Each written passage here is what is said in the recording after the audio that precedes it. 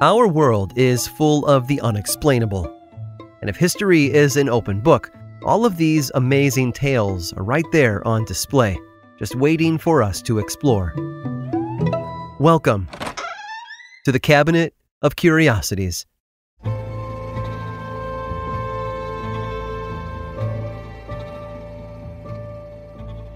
Moving to a new place can be rough. Not only do you have to learn a new environment, there's also the hassle of finding someplace to live. Baldassare Forestier learned this the hard way when he left his home in Italy in 1901. Baldassare had begun his life in Sicily in 1879 before moving to America at the turn of the century. He'd had a huge argument with his father about his future. His father wanted him to stay in Italy and abide by what he thought was best for him. But Baldassare had other plans. He wanted to run his own business, build a life for himself halfway across the world. He defied his father's wishes and set off on his own for California. He purchased 10 acres of farmland in Fresno, intent on capitalizing on the warm climate by starting his own citrus empire. As he started planting fruit trees and cultivating grapevines on his property, however, he noticed two problems with his new home. First, it was too hot. The temperatures in Fresno during the summer often reached as high as 120 degrees Fahrenheit, which made working in the fields a grueling endeavor for the new farmer. Second, the land he purchased was worthless.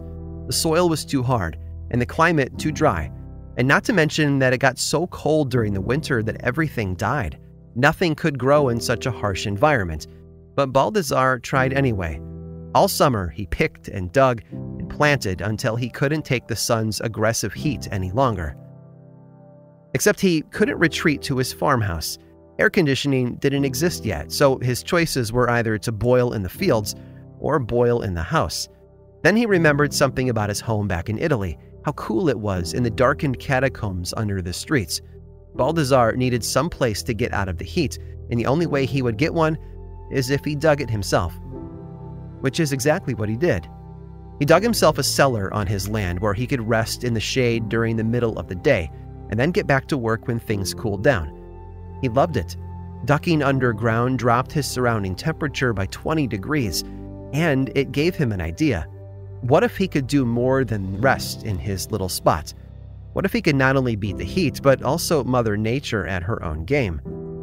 The farmland above ground may have been worthless, but citrus had a better chance down where it was cooler and the fruit could be protected from things like wind and frost during the winter months.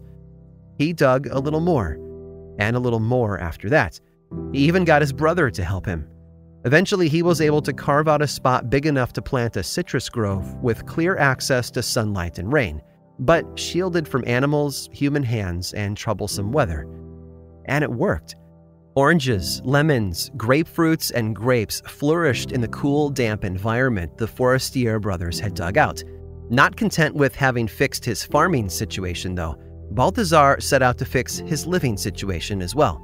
He built himself a new house on the property, bigger and properly cooled for those sweltering summer months. He crafted new patios and grottos in which to relax away from the heat. Winding hallways connected 65 rooms, each adorned with custom stonework and greenery, and he was able to enjoy it throughout the building process, which took over 40 years to complete. And 40 years does sound like a long time to build a house, but that's because it isn't easy digging and moving 10 acres worth of dirt, even with the help of your own brother. Rather than build his new home on top of his land, Baldassare kept digging out his space away from the heat. He took his love for the Italian catacombs even further by digging out a kitchen, complete with a wood-burning stove, as well as a bathroom and multiple bedrooms. He turned the citrus grove into an open courtyard with over 20 varieties of trees, and they're still growing and producing fruit today. The Forestier Underground Gardens are a tourist destination today, maintained by Baldassare's descendants. The location has even become a popular destination for weddings. If only Baldassare had lived long enough to see what he'd created become so popular. After all, it was he who said, "To make something with a lot of money, that is easy. But to make something out of nothing, now that is something."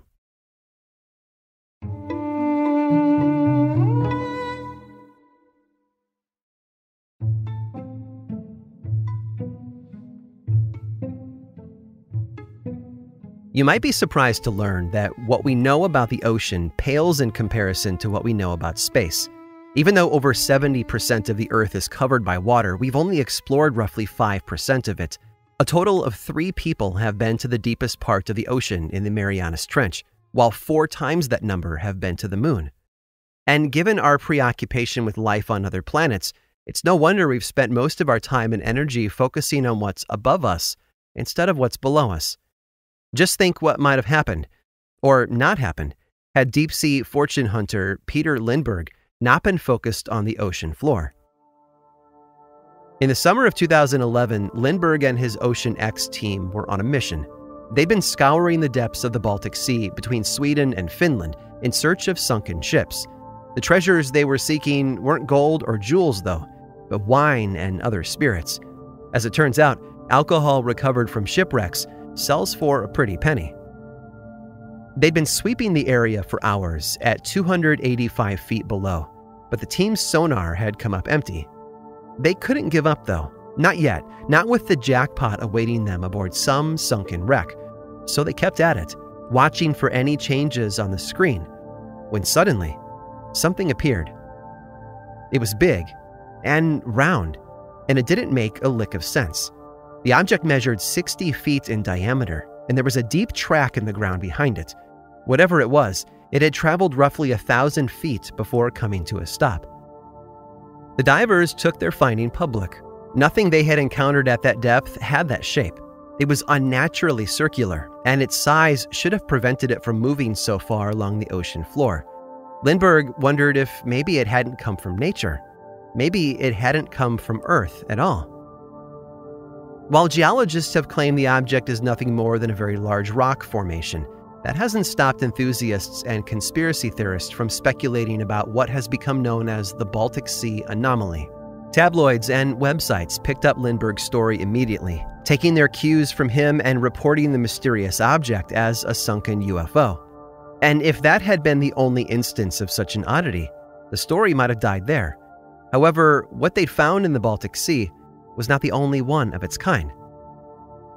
Online groups that investigate USOs, unidentified submersible objects, stumbled upon something similar and equally as strange as Lindbergh's anomaly.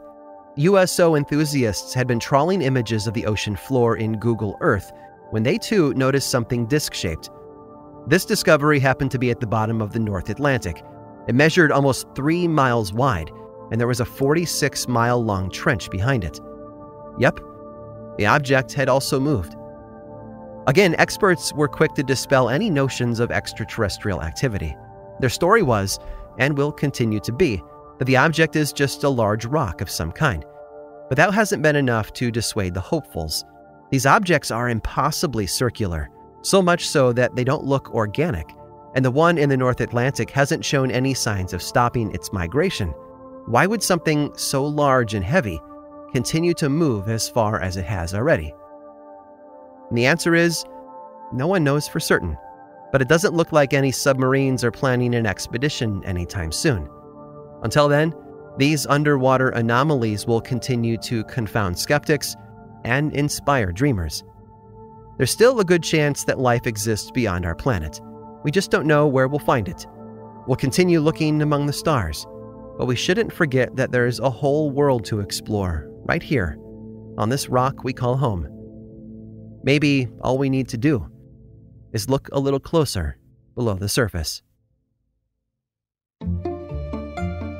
I hope you've enjoyed today's guided tour of the Cabinet of Curiosities. Subscribe for free on Apple Podcasts or learn more about the show by visiting curiositiespodcast.com. This show was created by me, Aaron Mahnke, in partnership with How Stuff Works. I make another award-winning show called Lore, which is a podcast, book series, and television show, and you can learn all about it over at theworldoflore.com.